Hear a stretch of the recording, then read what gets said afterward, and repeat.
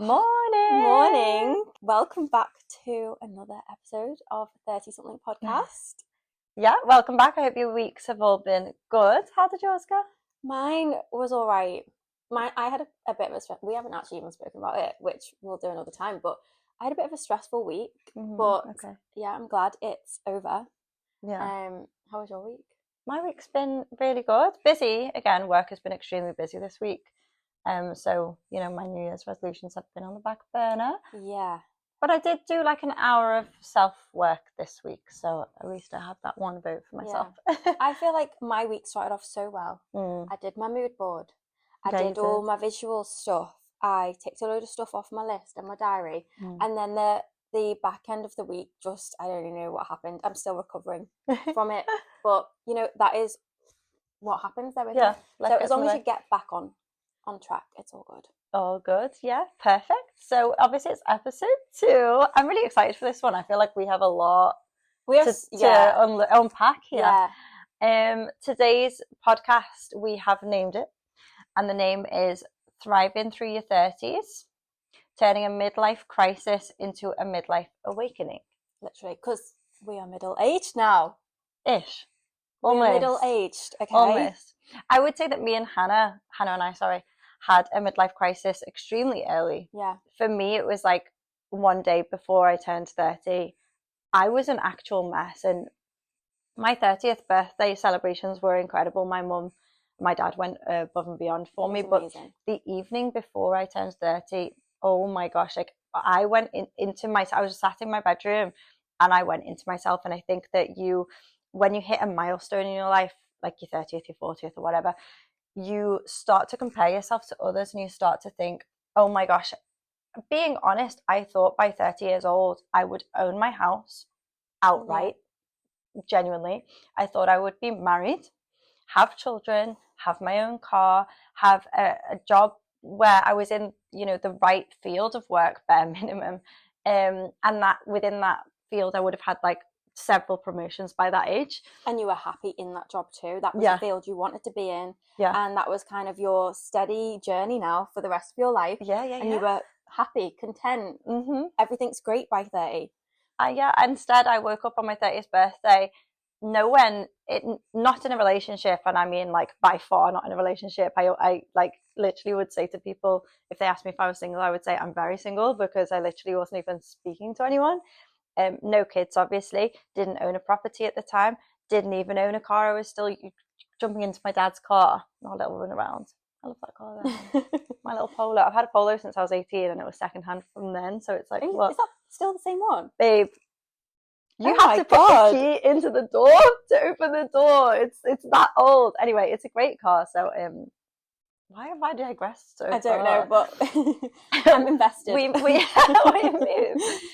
So yeah, Hannah and I had our midlife crisis very early, but I do also feel like that is a bonus, because it kind of, everything hit ahead for us this year in terms of us starting the podcast. Yeah, definitely. And that's obviously one of the main reasons that we've gone into it. So I'm going to pass you over to Hannah. Well, I just want to go back to when you said you had a bit of a bit of a crisis the day before your 30th, because my dad turned 80 last month, and that is a huge number. And he told me when he turned 30, he had the same type of reaction, and he actually went on holiday by himself because he just wanted to be alone on his 30th birthday, and he did the same on his 40th.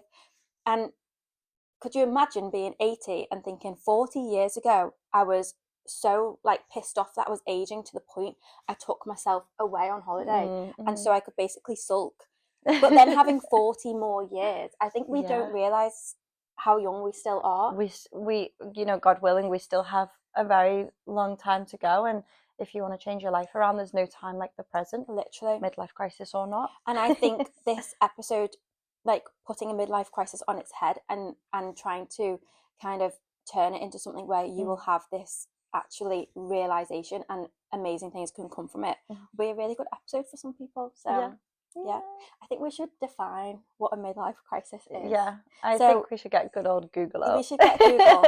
So Google says, and I quote, "A midlife crisis is a transition of identity and self-confidence that can occur in middle-aged individuals." Us. It does say typically 45 to 65 years old. But, you know, it can happen at any age. Yeah. The phenomenon is described as a psychological crisis brought about by events that highlight a person's growing age. Hence why you had that crisis at 29 years old, just before your 30th. Inevitable mortality and possible lack of accomplishments in life, definitely. That's definitely like the focus for sure. Yeah. This may produce feelings of intense depression, remorse, and high levels of anxiety, or the desire to achieve youthfulness, make drastic changes to your current lifestyle, or change past decisions and events, which we all know you can't do. So that is a definition of a midlife crisis. I definitely think that accomplishments, the lack of, kind of struck a bit with me. I don't know. Oh my gosh, that for me is the one that defines a midlife crisis for me, is that I just thought I would be so much further ahead, and I thought I would have ticked a few boxes off in terms of achievements. Yeah, I think as well, when you're at school, the possibilities in your mind are endless. You can be whoever you want. You can define yourself as anything because you've yet to start. And I think when you've already started and you're now in your 30s, you've had 10 plus years to try and identify yourself or get into the field you want to work in. I think when you've started, it almost feels like, can you start again? Yeah. Can you re-identify yourself? Can you change some of the things about you that you really do want to change but are so defined? Yeah. And I think that thought is really, really scary because you're taking a huge risk.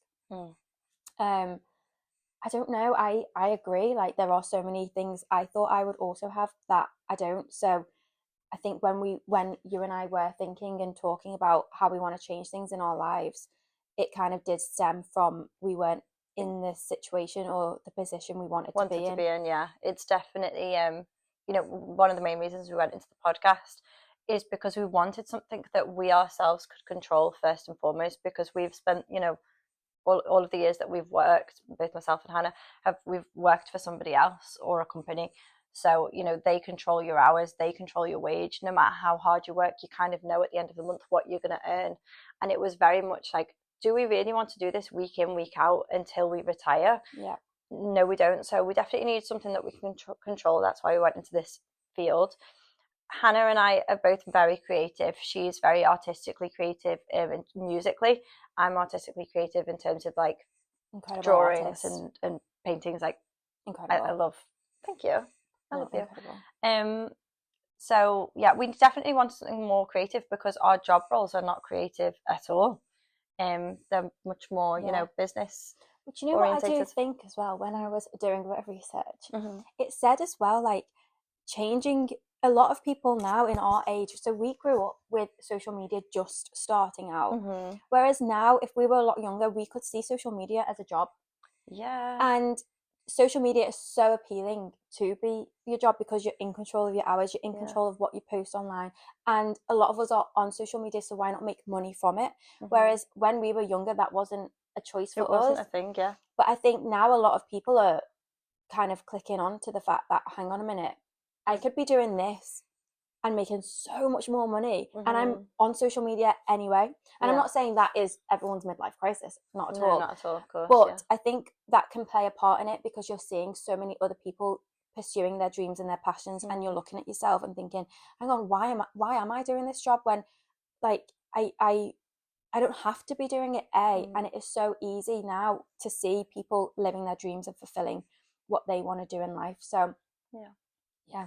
And yeah, that's why we gave this a shot, and we're hoping that obviously it's more of a fulfilling I can't even call this a job because I love seeing you on, I get to see Hannah on a weekly basis. She's my closest friend and confidant. So this for me is just loads of fun, and yeah. Should we try and identify what signs the signs are a midlife crisis? Sorry, I couldn't remember that. What are the signs? Because you might be having a midlife crisis and not know about it. I genuinely think that if you are constantly thinking about something else that you want to be doing, that is a midlife crisis. Sign, yeah. intense period of reflection, like when you're looking back at everything that you have done, but mainly focusing on everything that you haven't done. Oh my God, depressed. Yeah, that's a massive one. I'm sorry, and but that one, you can get in such a deep dark yeah, hole. Oh my hole, God, yeah. I've done that so many times. And then at night, I'm like, what is my life? Literally. Or I think a good description is when your reality doesn't meet your expectations. That's how I would define a midlife crisis. Or also struggling with the position you're in. I think a lot of the time, I think we become, or we accept the situation we're in, even if we are struggling or we don't like it, and we're just like, do you know what, this is expected of me to be in this job, and it's a normal thing to be in a 9 to 5 and get the same wage every day. Or it might not be that. It could even be like you're in a relationship that you've settled for and you don't want to be in it, but every day you're struggling within whatever situation you find yourself in, and you're not necessarily doing anything about it, but maybe that is your sign that you need to kind of have your little crisis to come out through the other end. Yeah. I have a quote that I think would fit in nicely here. Go on. The first step towards getting somewhere is to decide that you're not going to stay where you are. Sorry, can we take a moment for that? That was that one. Yeah, I feel like quote. that defines this period of our life, right? Yeah. You know, we sat in those really uncomfortable emotions, and I think sometimes your life has to become unbearable to a point for it to push you forwards into, the direction that you want to go in.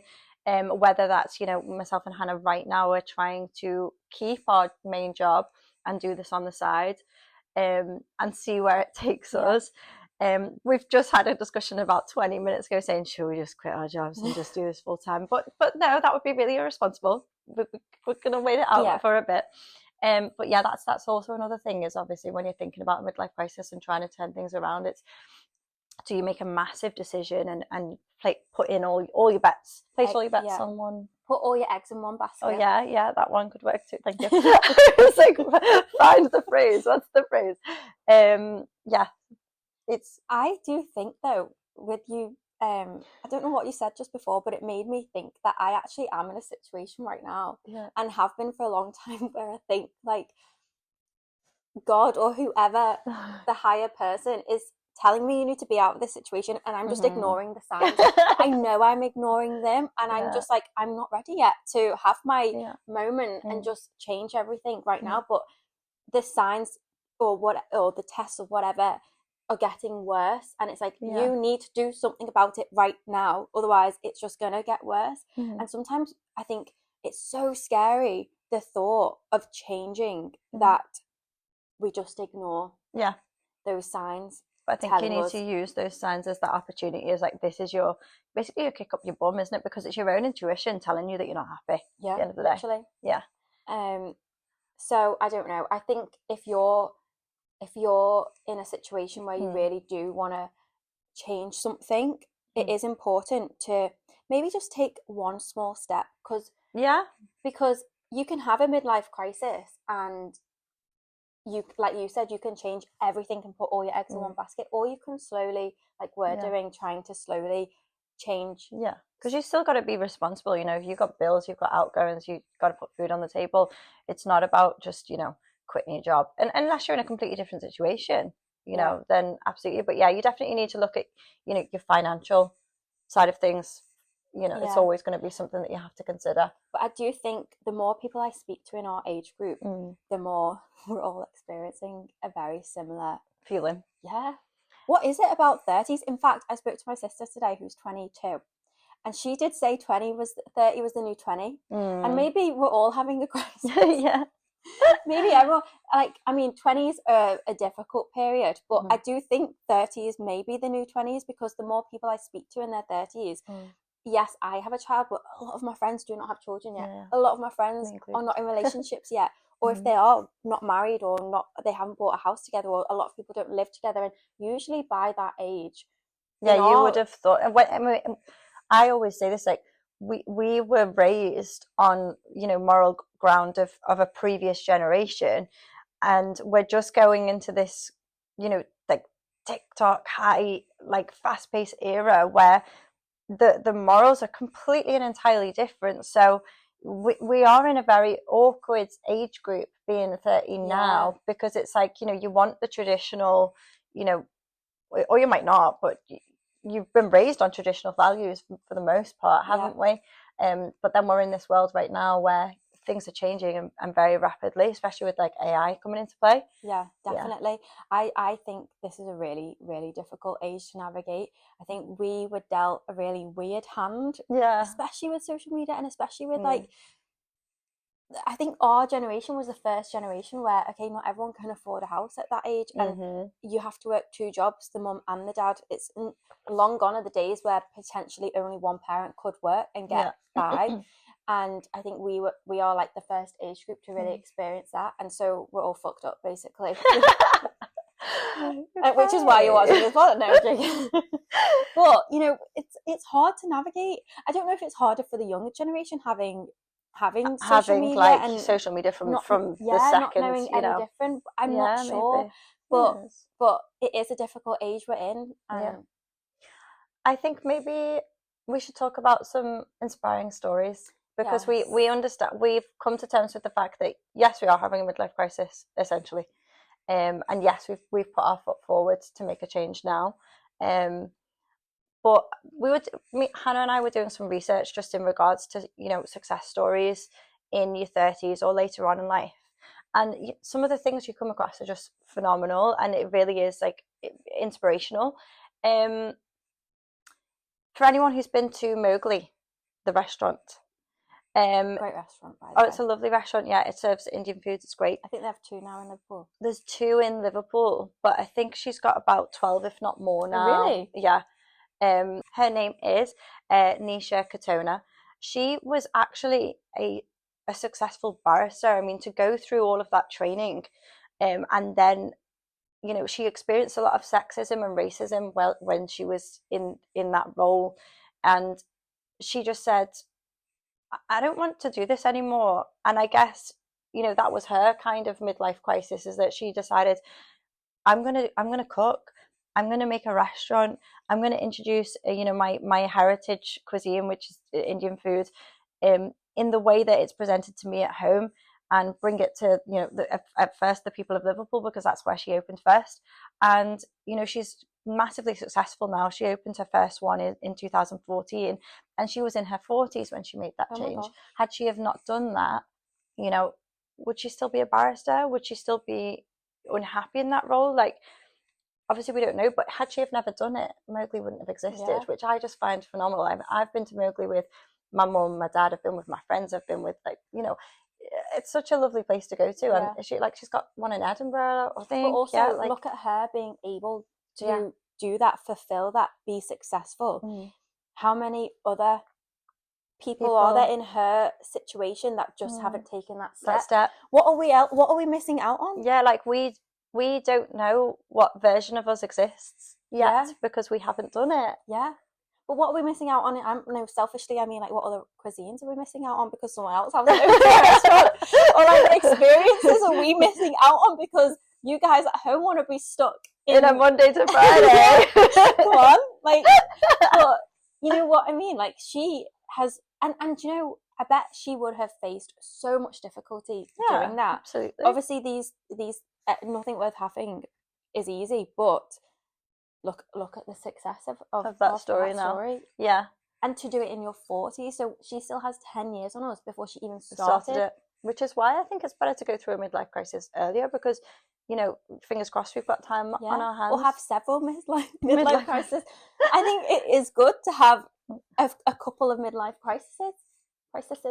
Yeah, as long as you've got people to, you know, support you through them. Yeah, for sure. I think they end well. Yeah. And can I mention one more story? Oh yeah. Yeah. Just because I realised the Mowgli story is a little bit niche to people who are obviously like familiar with the restaurant. So to go to something a bit more broad, the KFC story. Oh, okay. So he actually, his father passed away when he was 6 years old. He then needed to help his mother in terms of with his siblings. And he went through an incredible amount of job roles, some of which he was not very successful at because he kind of let himself down. I think at one point he falsified his documents to show to the army that he was old enough to go into the army. He actually got into the army and then got let off because he wasn't the right age. Then he went into so many different things. I think he was a farmhand at one point. And then he finally started selling his chicken recipe in a service station. And he put his recipe forward to be classed as a secret recipe 1,009 times before it got accepted. Really? I know.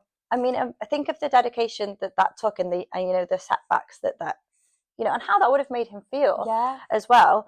I remember when I got declined from like 3 jobs, I was like heartbroken. I was like, what is life? Should I just give up now? Oh my gosh, when you apply on Indeed and they just come back as rejections and you're like, you haven't even read my CV. Yeah. Like, I put a lot of effort into this. I'm really good in the interview. What do I need to do to get my 9 to 5 to work on the shop floor of Tessuti? Which I did. So I think his success story, it's obviously it's a worldwide success story, because I think like 99% of the public have had a KFC at some point in their life. But he eventually ended up selling the business for what would have been the equivalent of $15.3 million. Oh my gosh. And he again began that when he was in his 40s. So, there's still time. That's the main thing. The main takeaway from these success stories is you can change your life. It might take 1,009 tries, who knows, but it is possible if you stick to something that you're passionate about, for sure. And I do have a little story as well, actually, because mine's actually my dad. Oh. Because, like I said, he's 80 and he has lived through so many careers. But I think he started when he was in his teens doing hairdressing. Mm-hmm.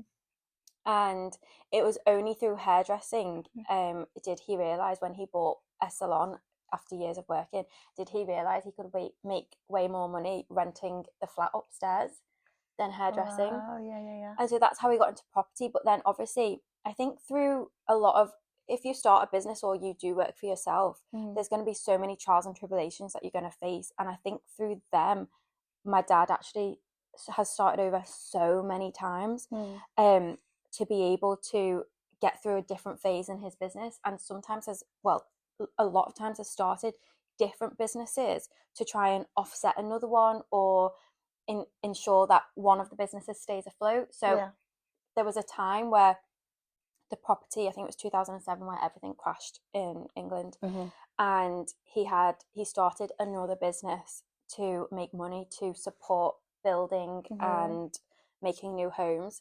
And that business now that he started in 2007, so what we're talking 18 years ago. So when he was, what's 80 take What's 60 take away 18? No, 80 take away 18. Sorry, 70, 60, 62. 62. So at 62, he made a massive career change. Different company, which is now potentially more successful than his property company at 62. Wow. And even now at 80, he comes to me all the time with all these ideas. And I think if your brain doesn't switch off and you're physically able to do anything, then you can change your circumstances at any time in your life, which actually is such a positive. Oh my gosh, yeah. We don't have to be stuck in a situation, and you can have as many midlife crises as possible until you think, oh, actually, this one really served me well. This one really served me well. Or sometimes you can be in a situation and say you're comfortable in a mediocre situation. That is great. Sometimes I pray for that. I'm like, why can't I just be comfortable doing a 9 to 5? Like I would be so happy then. But if you're comfortable, great. But if you're not, sometimes it's those situations that then spur you on to make the change. And so that is when I said earlier, like the signs, that is your sign to be, aware of, hang on a minute, I need to do something about this. And that can then lead you to such incredible places. So absolutely, I feel like we won't have to be personal about it, but your job now led you to such an amazing situation. And I think although you're not exactly happy in the job. Yeah, just side note. I hate my job. I do. And I hate it for all 8 hours of the day that I'm in work. And it's the first job I've ever had where there's not been one moment where I actually think I enjoy this. There's not 1 minute in my 8-hour shift that I think that minute was okay. I actually really dislike it. That's awful. Yeah, no, but that is crazy though that you say that, because something good has come out of it. Yeah. So from the worst job you've ever had in your life, something really good has come out of it. Yeah. And so I think that just proves that sometimes not everything is. There's a quote that I read recently that you might be having a bad day, but you're not having a bad life. So if you find good in that day, you could actually have a really great day. So 99% of that day could be bad, but if you focus on the 1% of the good that you had in that day. Yeah. For me, it's when I log out of work.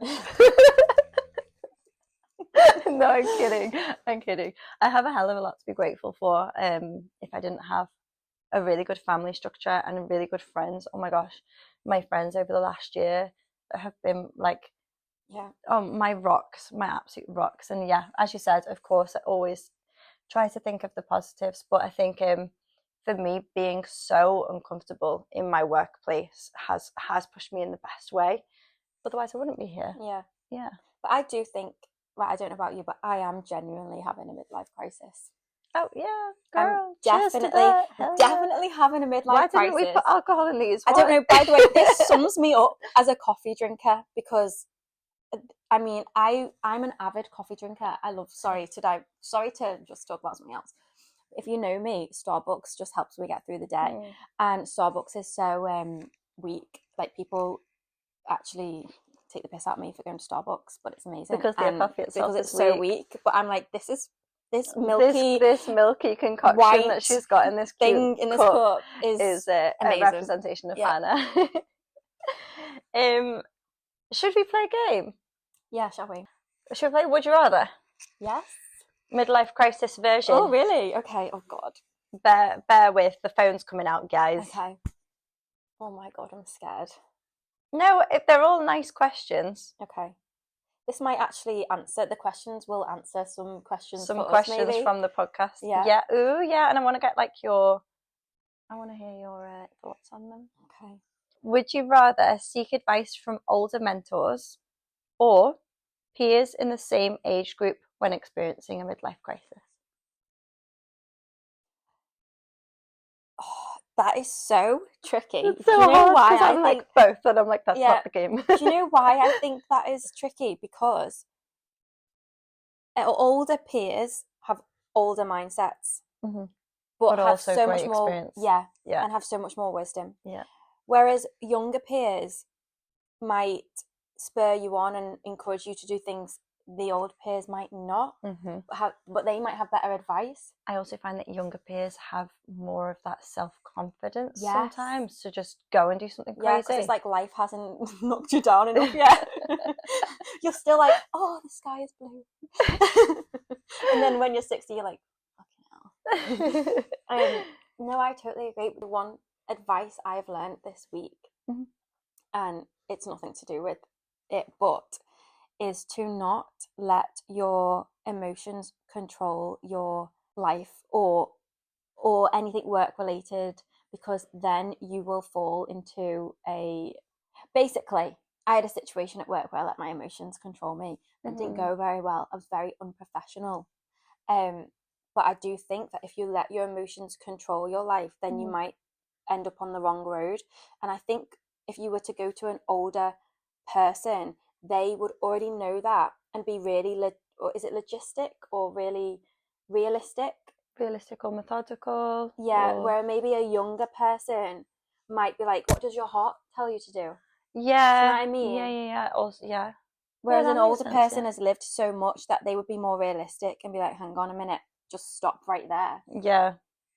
So let's break this down and talk through it methodically. Yeah. So I don't know. I'm a bit both. I think maybe it depends on the field. Like if you were wanting to go more into a social, like Instagram, TikTok, social media space, maybe you are best off obviously going for speaking to a younger person, because they might have more knowledge. But the backbones of like the new business that you want to start, you could, you know, turn to your father or your mother, or, you know, an auntie or uncle who've got great experience in a field that, you know, whether they know more of the sort of logistical sides of it, like you know, the business backbone. Yeah. Then So you maybe want to go be to them. smart with who you turn choose. to. Yeah.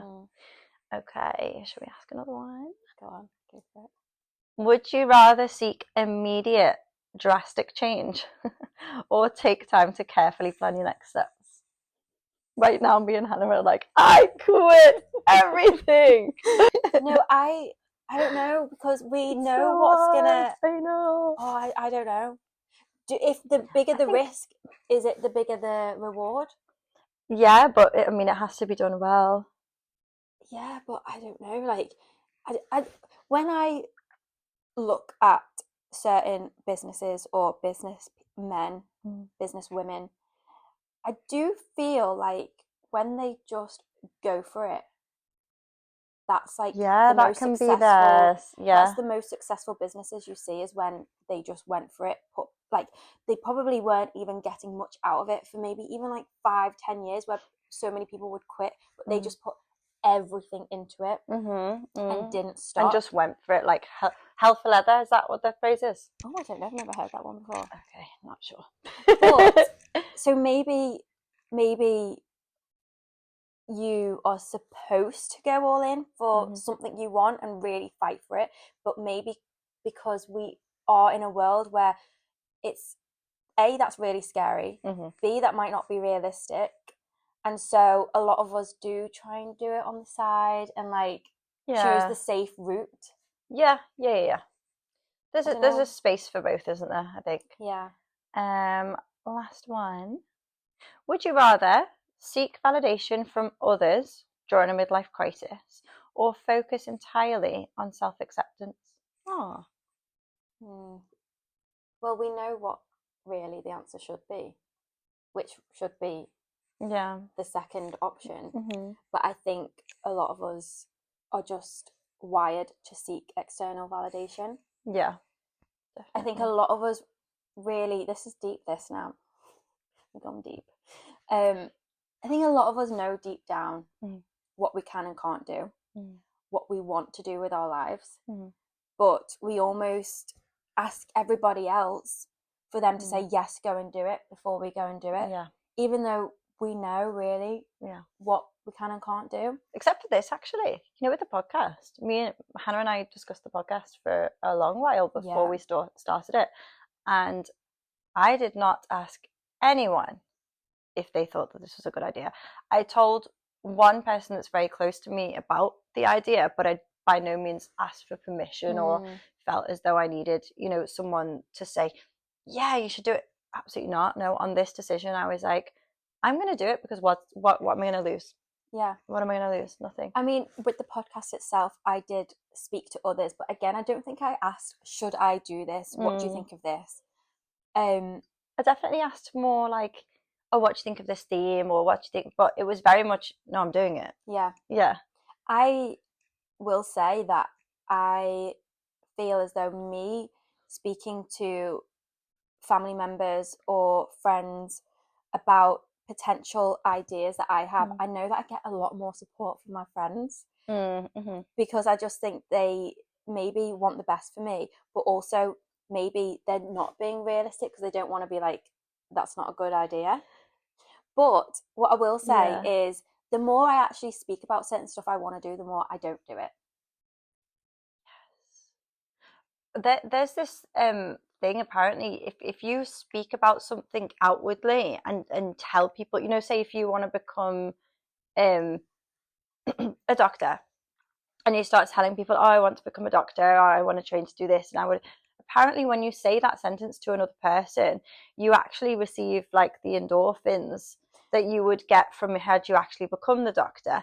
And the likelihood of you becoming a doctor then at that point is less, because your mind's, Well, then isn't that weird? Yeah, I'm like absolutely fucked then, because I can't close my mouth for a second. I actually go into work, right? And I'm like, Hannah, just don't speak. You're such an oversharer, and you always regret. You always regret The talking. oversharing, though. So, like, the start of every day, I'm like, just go in, do your work, and don't talk. And by the end of the day, I'm like, my mouth is so tired from all the talking I've done. Like, why have I told them that story, that story, that story, that story, that story? And then I go in the next day, I'm like, why does Betty from work know what I ate 3 days ago at home? Why? Yeah, literally, I am such an oversharer. I need to. Well, this is why a podcast is so good, because I don't care at all either. I have no shame. Literally, some people don't want to know some of the stuff I tell them. They're like, okay. Sorry. And then you have to go back to work. Yeah, so maybe that's why I don't achieve anything, because I literally tell every person I come into contact. I remember, I don't know where I was, but I'd met someone for the first time, and by the end of the day, they knew my whole life story.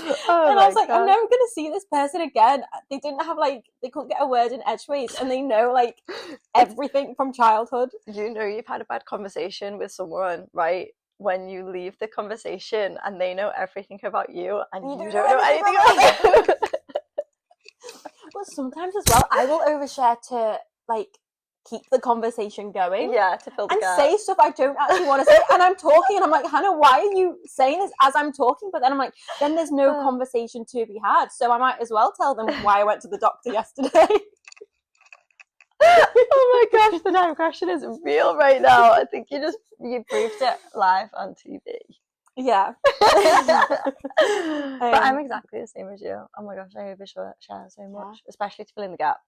But yeah, I think maybe it is good to keep something in, especially if you know, and history has showed you that if you tell someone and you get knocked down, and then it kind of like spurs you to kind of continue on the same road you're going down anyway, to maybe just try your best to keep it. I mean, I have the best intentions to do that, but I know it's easier said than done.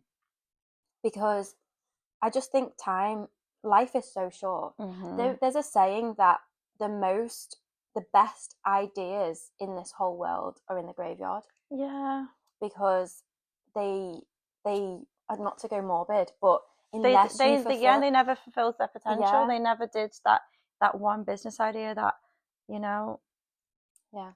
So where would we be if Alexander Bell never created the telephone? Do you know what I mean? Why do you know that? I don't know. It's the only thing that I remember from school.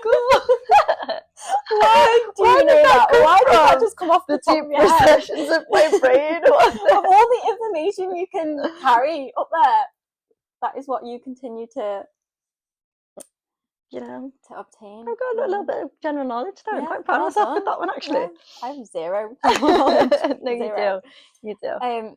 But I do think that we've kind of come to terms that a midlife crisis is a really good thing. It's an opportunity for growth, and that's the main takeaway. Like, you have to put a positive spin on it.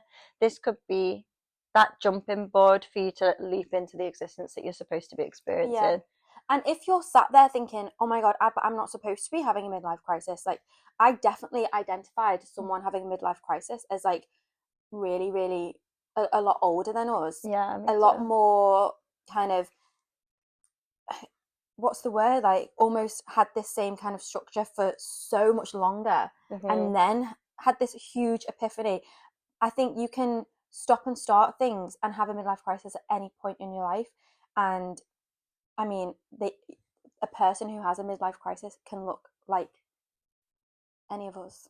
Yeah, absolutely. Any age, can be in any field, any career. I will say that when I worked in retail, I think most of the people I worked with in retail were, like, super creative and were in that job because they didn't know what else to do. Yeah, they didn't know how to pay the bills other than that job. Yeah, but they were definitely so much more talented than they shouldn't be working in a shop. I think retail kind of, like, It sucks you in. It sucks people I've in been that want to pursue something else but can't financially. So they just go into retail to pay the bills because it's an easy job to get. And then they kind of get stuck. I don't know why I said that. I don't know why that has any relevance.